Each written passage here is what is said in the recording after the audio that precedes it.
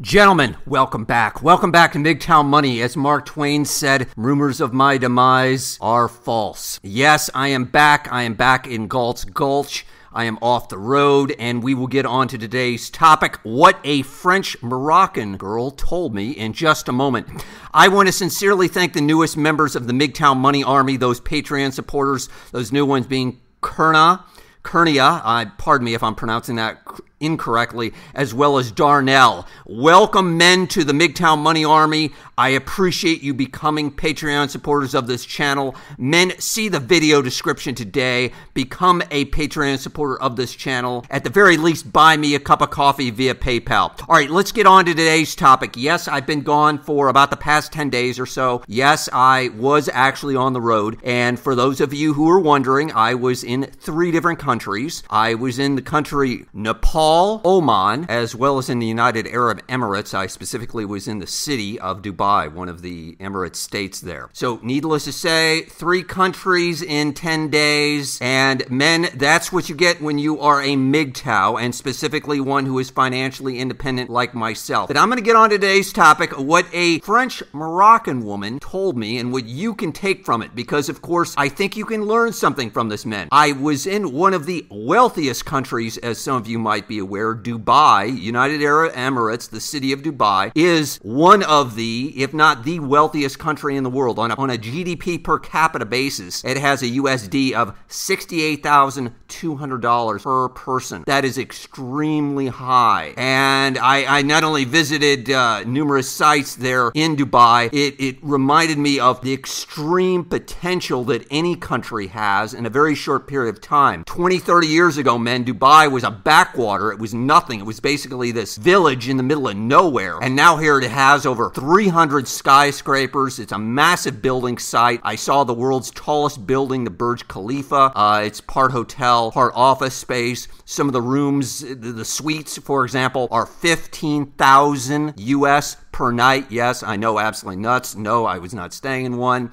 And furthermore, a couple of other interesting points about Dubai that I took out of it were about 80% of the residents, of the people that actually live in Dubai, are from another country. And this is important. We're going to get to this point in just a moment. In addition, another point about Dubai that I did not know was that they have no tax on personal income. So if you're a resident of Dubai, if you're working in Dubai, you pay no personal income tax. So even if your company sends you there to work in Dubai, and I can tell you there are a lot of Americans who working in Dubai, they pay no income tax to the country of Dubai. In addition, if you have a corporation in Dubai, in most cases, your corporation pays no taxes in Dubai. So that, of course, as you can imagine, makes it a very, very attractive place for businesses to open up, and correspondingly for, this is important, people to move there. Again, we're going to get to this in just a second. Now, on the flip side of this, at the opposite extreme, as I just mentioned, I was in Nepal. Specifically, I was in the city of Kathmandu. You might know of Nepal, if nothing else, because of Mount Everest. Generally, expeditions for Mount Everest originate, at least start out in Kathmandu, and they proceed from there. All right, I won't get into that detail. But the GDP per capita in Nepal, as opposed to that 68,000 that I was just talking about in Dubai, is $2,700.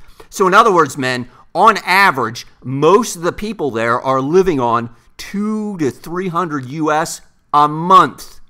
A month, men. And that, of course, has to cover housing, food, etc.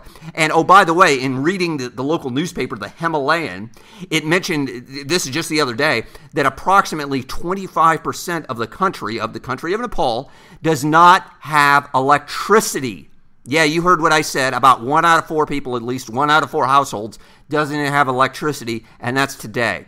So that should give you some idea in terms of the variance that I saw in terms of the living standards, etc. Now, here's, though, what you, my friend, can take away from this. And this is where it gets very, very important. 1, you need to go where the money is. If you're not making the kind of money that you are, this should be a strong lesson. I've mentioned this before. I just had it reinforced. You need to go where the money is, whether it be in your city, your state, your country, wherever it might be. You've got to get off the couch and potentially move. Again, if you're not making the kind of money and you're not seeing the type of opportunities that you want to. I'll just give you an example. In the United States, I just saw an article where, and I've mentioned this before, the oil and gas business continues to boom. The shale drilling business is booming. They are absolutely begging for workers in various parts of Southwest Texas to be engaged in this industry. And it doesn't require necessarily any specific skills or knowledge, etc. Again, you're getting in at the ground floor and hopefully working your way up. Now, I also recognize this type of thing can be a boom bust type thing. It could go well for a while and it goes away, etc. But the point is, you don't want to handicap yourself. You don't want to voluntarily just sit where you are like a potted houseplant and complaining about your situation. Move to where the money is. Move to like what the people are doing across the world in terms of moving to Dubai. Move to a place where money is flowing in considerable amounts. Increase your odds of FU money, of getting FU money at a young age by moving. 2, there is no nobility in poverty. This rang so true to me with that French-Morrocan woman that I mentioned at the beginning here. Again, I was in Dubai. This French-Morrocan woman happened to sit down at a table that I was at, etc. Anyway, so we're chatting, etc. And she's telling me that she perceived Dubai as sort of fake and whatever. And specifically, what does she mention? Oh, she mentions the aquarium in terms of how bad it is that these animals are suffering in some way, shape, or form, these fish, etc., by being locked up in this artificial area, etc. And then, of course, yours truly mentions the pleasures of zoo, etc. And that ended the conversation with that 20-something French-Morrocan woman. But what do you take from this, and what do I take from this? Man, you know, it's so typical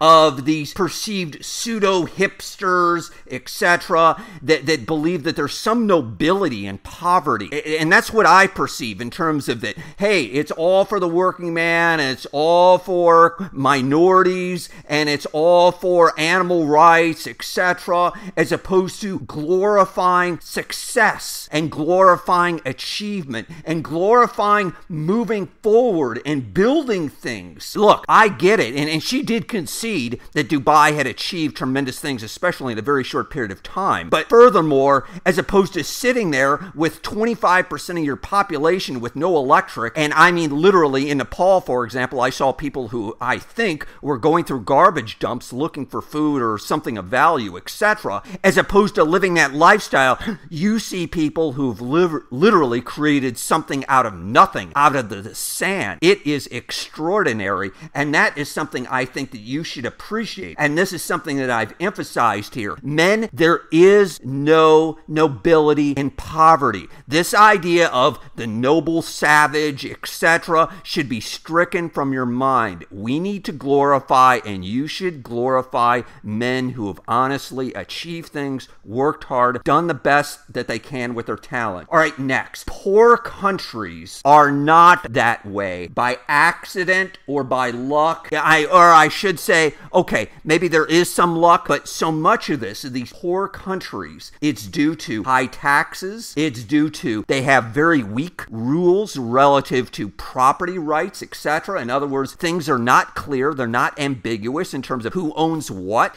I'll include a link in today's video description to an excellent book by Hernando de Soto, the Peruvian author, where he talks about this in much more detail for those of you who might be interested. But the bottom line, the point that I'm trying to make is you want to engage yourself in countries that have low taxes and strong property rights, clear, unambiguous rules and laws. And of course, this especially applies to some of you who are listeners who are outside the Western countries or in countries that are developing, etc. You know what I'm talking about. Let me lastly finish the most important point. If you take nothing else from this, this is what you need to hear clearly. If you hated school, and I especially hated school from, let's say, about the 4th grade till the end of high school, I absolutely hated it. Let me tell you, travel, specifically international travel, is the best form of education that you can possibly imagine. I encourage you to travel. Specifically, I was thinking, I encourage you to travel to countries where, 1, you do not speak the native language, and 2, the people do not look like you. They're a different skin color, they're a different ethnic background, they're a different religious background, etc. I